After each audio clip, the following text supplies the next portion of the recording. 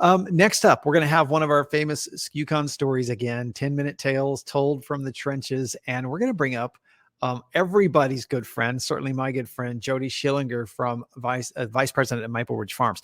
Now, here's what you may not know about Jody. Jody started her promo career, get this, cleaning at Maple Ridge Farms at the ripe age of 12. We're going to hear about that today. So, Jody, I'm going to let you have the stage, but I'm so glad you're here. Thank you for having me. Okay.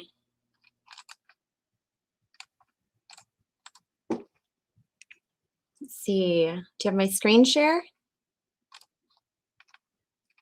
Yes. Okay, we are set. Hello, SKU community. Thanks for having me today. For those of you that know a little about me, you can imagine my discomfort when Bobby asked me to speak.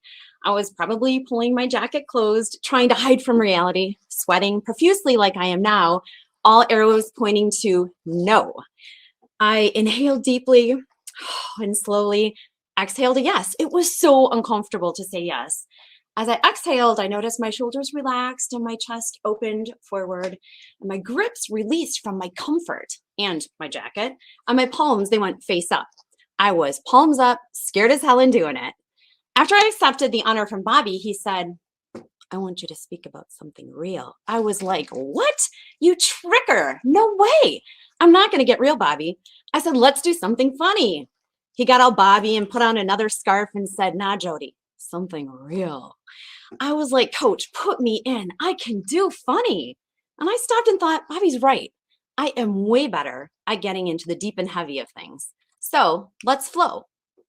Up until 5th grade, I essentially thought that life was pretty magical and that the entire world was poor, like us.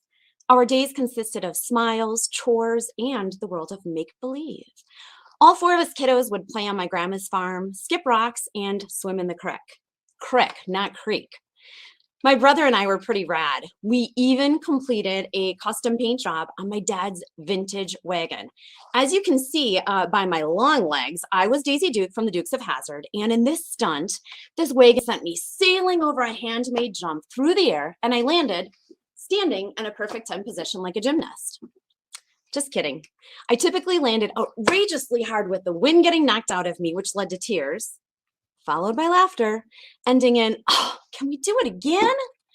And well, my mom, she would dance us through her magnificent flower gardens. She would lean in, pick a stunning flower, and place it tenderly in my hair.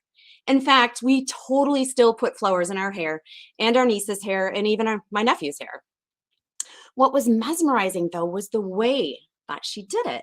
Her welcoming smile radiated wonder, and it reassured you that with one smile, you will change the world. I'm pretty sure I was always a young, hopeless romantic. I was always falling in love with the magic behind the moments, everything behind the scenes. In fact, I still do. But then, back then, we were free, vulnerable, creative, and an exploration mindset totally captivated our contagious little growing spirits. As I said, up until 5th grade, life was magical. The next day, I hear the word divorce, and my mom is moving the 5 of us kiddos now to a new town. My mom was a resilient woman and a strong feminist at this point in her life, in which there were never any excuses. I mean, come on. She was a Catholic divorcee in her young 30s, moving 5 kids to a pretentious town in a rental unit above an old strip joint. Let me share the vibe with you on this rental. 5 kiddos shared bathwater twice a week that she boiled because we couldn't get the water hot enough. Twice a week, I wore the same magnificent Crayola white button-up shirt, and to keep it fresh, I would switch it out with my mint V-neck shaker sweater. You guys remember those? PMS color 331, of course. Oh God, I loved that sweater. First day of school, 5th grade year, my mom proudly dropped us off in her 2-door red GMC with 1 working door. As instructed on Wednesday, I immediately went to the front office to get my free lunch tickets. How many of you got free lunch? I would ask if we could take a poll, but I only have 10 minutes and I'm spot on here. So you know the drill, free lunch people. Poor people line up on Wednesday for your red tickets, which meant free lunch, which showed everyone you couldn't afford it because the kids who could afford lunch got the blue tickets. I approached the window, looked up at the secretary. She looked down at me over her glasses. Back then, I was obedient. I kindly whispered, "Free lunch." She looked disgusted. There was no radiant, welcoming smile like my mother's. She replied with an angry outside voice, saying, "What? You get your tickets on Tuesday, not Wednesday." I started sweating. Oh my God, what is this feeling? I felt insecure, embarrassed, ashamed, but most of all, uncomfortable. As kids laughed, I folded my shoulders in, pulled my jacket closed to hide behind the reality of the situation, and walked away crying. I wondered, why was I different? What was wrong with me? In the snap of that moment and several free lunch Tuesdays to come, I let it shape and influence me. I started noticing shoes, shirts, watches. I realized through conversations that these kids showered every day and they had 2 parents at home. And maybe, just maybe, when they told me I smelled, I really did. I was very aware and intuitive at a young age, but in this fifth grade year of mine, I ignored all of my soul-speaking ruts and I allowed society to tell me otherwise. I started to desire the comfort of following in order to avoid the discomfort that I felt from being different. This way, I would always be comfortable. I knew what I was doing. I knew what the outcome would be. It was so easy. What is the trade-off, though? What's the trade-off? What is the trade-off for always being comfortable? Zero growth. I allowed that comfort to take over and began building my stoic self, and I no longer found the magic within me anymore. I dove deep into overachieving for a few years, just a few. Academics, trumpet, drums, clarinet, choir, swing choir, cheerleader, basketball, rifle major, the girls who flipped the wooden rifles in the air, nailed it. It was so much fun. I actually want to get another one. Maybe we could add that to the promo industry. Then I became another type of follower, a badass, a stoic, emo sort of ghost that floated through high school, doing whatever it is that teenagers do. During this time frame, my mom proudly moved us 6 times over 3 years within the same city, waiting for the perfect house and her low-income housing loan. This amazing little ranch home on a corner lot popped up for sale, and the night my mom became a homeowner, she packed up sleeping bags and drove all of us to 1006 Wisconsin Street, where we cuddled up to share space in our new home. We were so proud to have a home.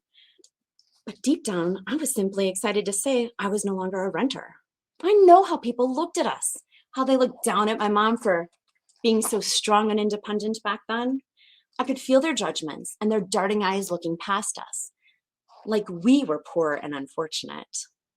But deep beyond that cold, bitter ice of my facade, I knew we were the shit.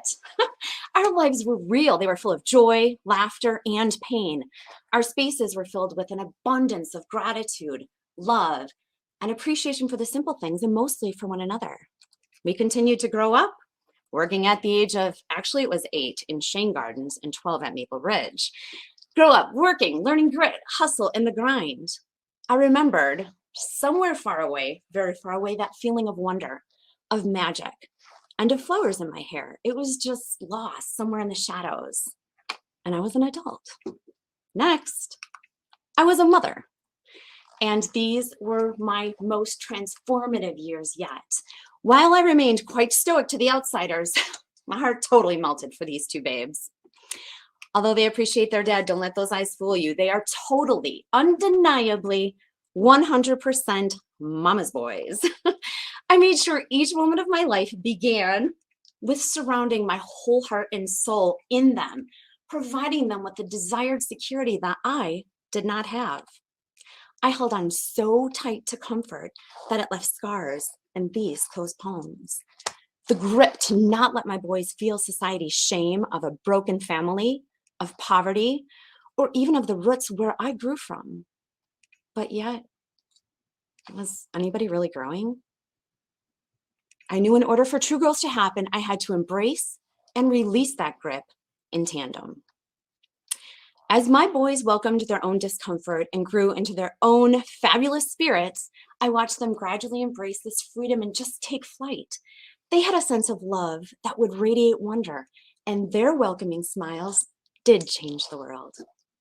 Slowly, I learned that with love as the center life force, discomfort is what develops us. And this is how we allow ourselves the gift to transform and grow. I said I wasn't going to cry. Damn.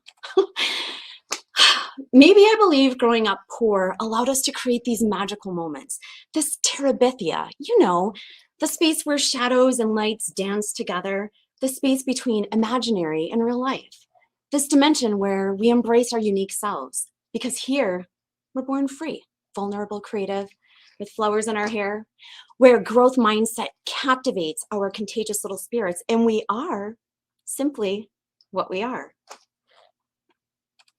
Scared as hell in doing it, a few years ago, I began writing a short list to help me release my own deep grips of that control and comfort. This was a daily list of desires, small and large, of epic proportion, in which I would honor myself, where my unique soul vibes, my genuine space of growth, where discomfort and stoicism welcome curiosity and love.